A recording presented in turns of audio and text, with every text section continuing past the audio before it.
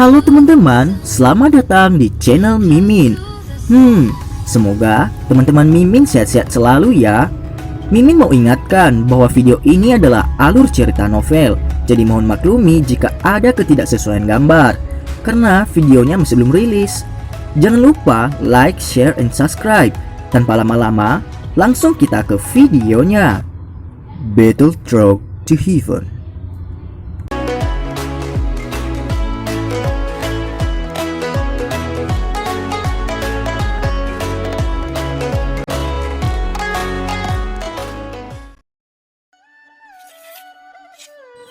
Melanjutkan dari cerita sebelumnya, Hanyu sebenarnya untuk sementara mengesampingkan obsesinya untuk kebersihan dan menjabat tangan Xiaoyan. Penatua Liu juga merasa sedikit terpana. Dia pulih sesaat kemudian dan melirik Hanyu dengan tatapan yang memiliki makna yang lebih dalam. Dia tertawa. Xiaoyan, kamu seharusnya mendapat hak istimewa untuk menjadi salah satu dari sedikit siswa pria di Akademi Dalam yang pernah menjabat tangan gadis Yue, ucap Penatua Liu. Lalu aku benar-benar merasa terhormat, jawab Xiaoyan. Xiaoyan tersenyum sedikit. Meskipun memegang tangan lembut seperti batu giok itu sangat nyaman, dia hanya memegangnya dengan sopan sebelum melepaskannya dan berbicara sambil tersenyum. Junior Xiaoyan, di bawah kepemimpinanmu, siswa baru tahun ini dapat dianggap benar-benar mencuri perhatian. Hanyu juga menarik tangannya saat dia menjawab dengan lembut. Jika aku sebelumnya bahwa akan ada masalah seperti itu di masa depan, pusat perhatian ini itu akan baik-baik saja bahkan jika kita tidak memilikinya. Xiaoyan menghela nafas dan berbicara dengan senyum pahit. Sepertinya sudah ada siswa yang lebih tua yang pergi mencari masalah. Hanyu sedikit terkejut ketika dia mendengar ini. Dia segera memahami sesuatu dan tiba-tiba mengangguk. Lengkungan senyum tipis muncul di sudut mulutnya. Xiaoyan mengangguk tanpa daya. Junior Xiaoyan harus tahu sedikit tentang masalah di Akademi Dalam kan? Anda juga harus tahu manfaat memiliki perlindungan terhadap fraksi, bukan? Bolehkah saya tahu jika Anda memiliki niat untuk bergabung dengan sebuah fraksi? Mata cerdas Hanyu menatap tajam ke arah Xiaoyan, seolah bertanya secara acak. Xiaoyan merentangkan tangannya ketika dia mendengar ini. Dia tersenyum pahit dan berkata, "Saya khawatir saya tidak bisa masuk. Ini karena kelompok siswa baru ini sangat bergantung padaku dan membuatku membentuk fraksi baru bernama Gerbang Pan. Karena itu saya hanya bisa menerima niat baik senior Hanyu di hati saya," ucap Xiaoyan. "Kamu telah membentuk fraksi kamu sendiri dan para anggota sebenarnya semua adalah siswa baru?" Wajah Hanyu tertegun ketika mendengar kata-kata Xiaoyan. Bahkan Penatua Liu melemparkan pandangan yang sangat terkejut ke arah Xiaoyan. "Ya." Xiaoyan tertawa kering dan mengangguk ketika dia melihat ekspresi mereka. "Junior Xiaoyan, masalah ini mungkin menarik banyak masalah." Alis Hanyu terjalin erat. Dia akhirnya berbicara dengan suara yang dalam beberapa saat kemudian. "Hah? Akademi Dalam sepertinya tidak memiliki aturan bahwa seseorang tidak dapat membentuk fraksi yang terdiri dari siswa baru kan?" tanya Xiaoyan. Xiaoyan kaget ketika dia mendengar ini. Dia mengerutkan alisnya sedikit seketika dia melihat ekspresi serius di wajah Hanyu. Memang tidak ada aturan seperti itu. Namun siswa baru yang memasuki Akademi Dalam setiap tahun menempati 60% dari semua darah baru di Akademi Dalam setiap tahun. Oleh karena itu banyak fraksi di Akademi Dalam menyerap siswa baru ini setiap tahun, menggunakan metode ini untuk meningkatkan kekuatan mereka. Sudah bertahun-tahun dan hampir menjadi tradisi. Namun, sekarang kamu telah mengikat semua siswa baru tahun ini. Hal ini menyebabkan fraksi lain tidak dapat memperoleh rekrutmen baru tahun ini. Tindakan ini pasti akan mengundang ketidakpuasan banyak fraksi. Setelah dengan diam-diam menyinggung banyak fraksi, gerbang PAN Anda ini mungkin terpinggirkan.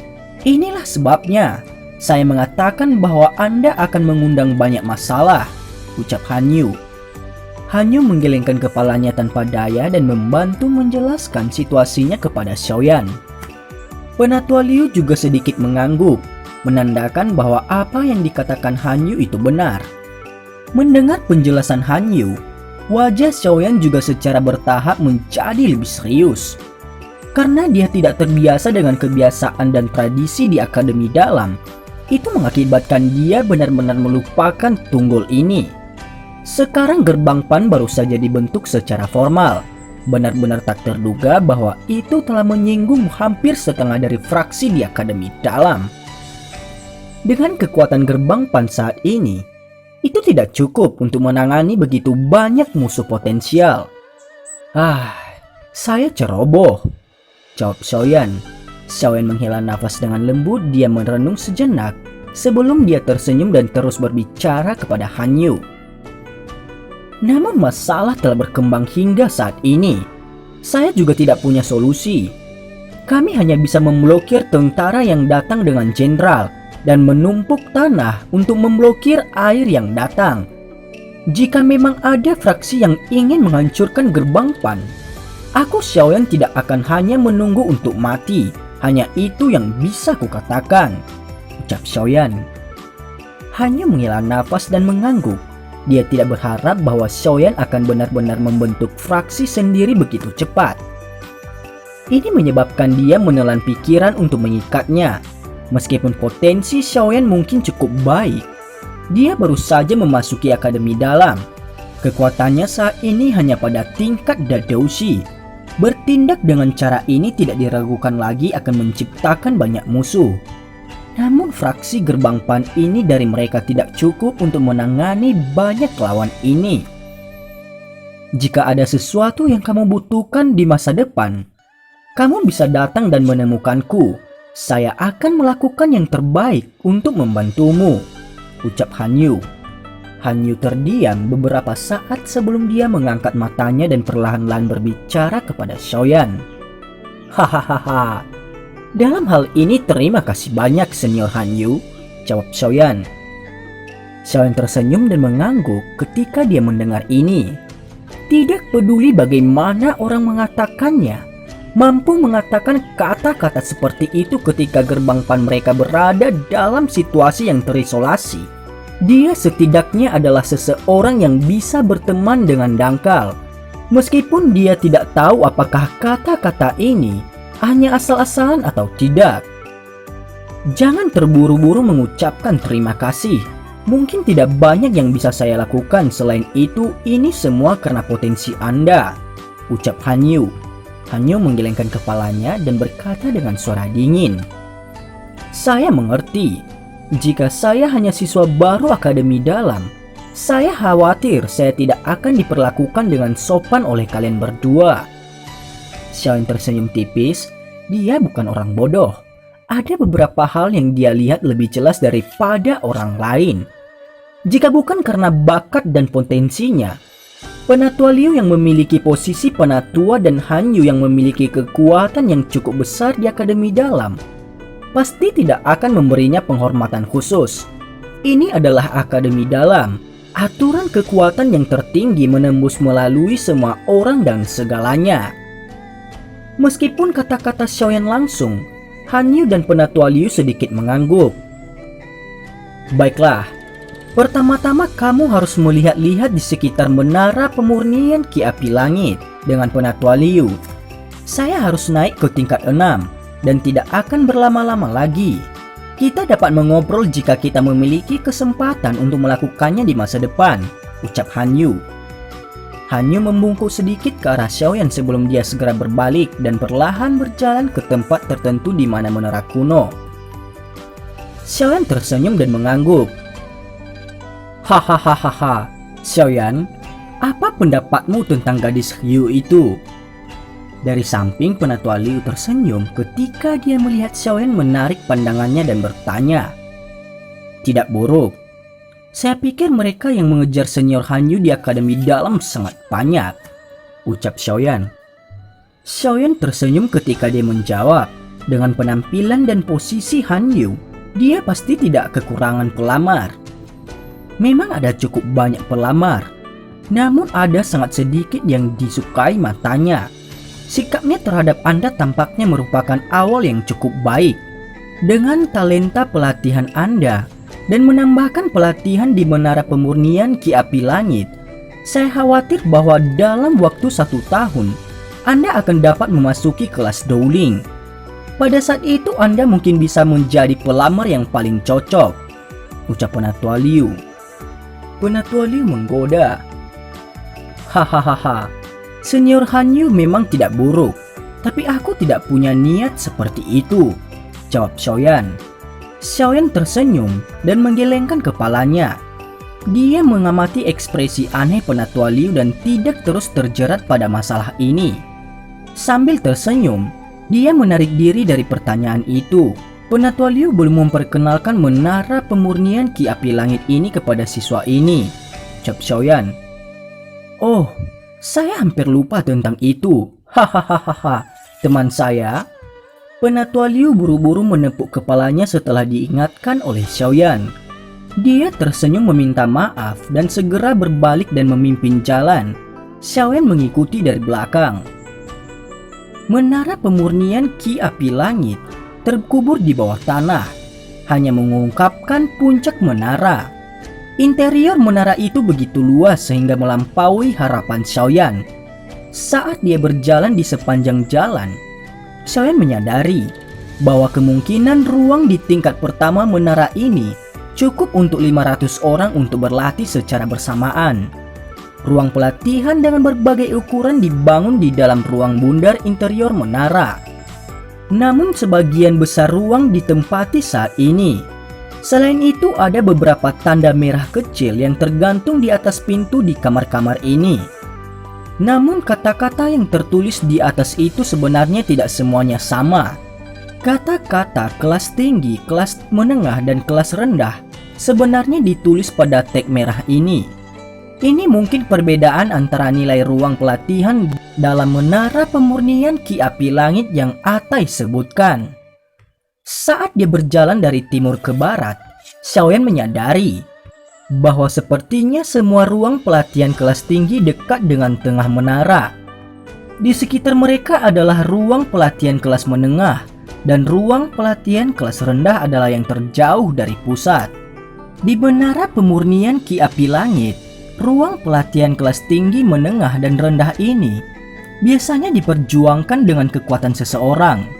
Mereka yang kuat akan dapat memperoleh kondisi pelatihan terbaik.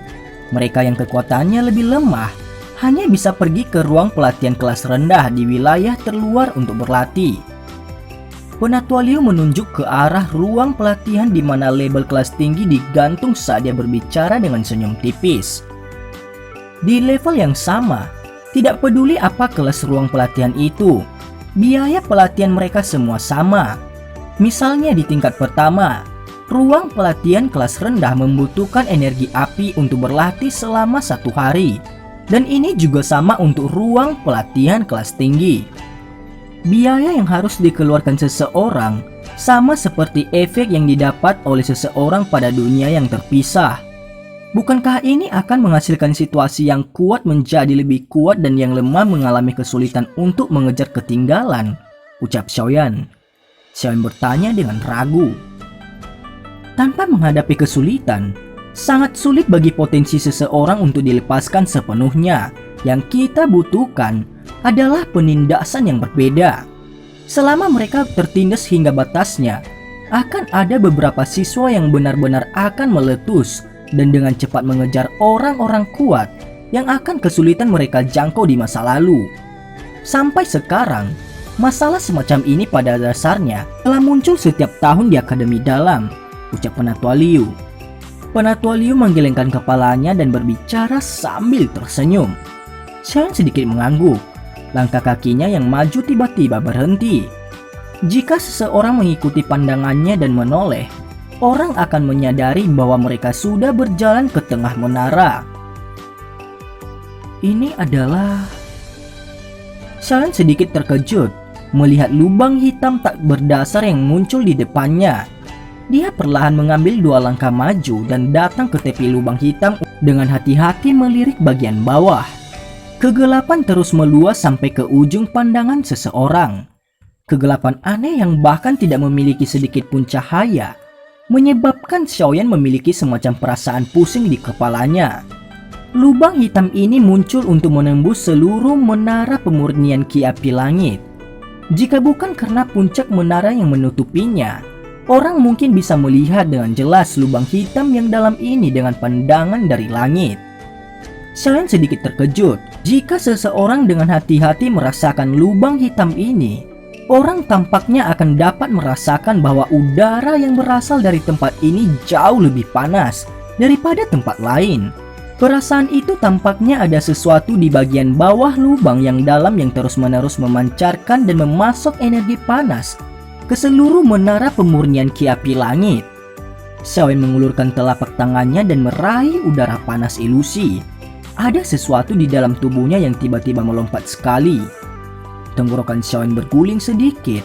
Dia menjulurkan kepalanya sedikit ke depan saat matanya menatap tajam pada kegelapan yang dalam.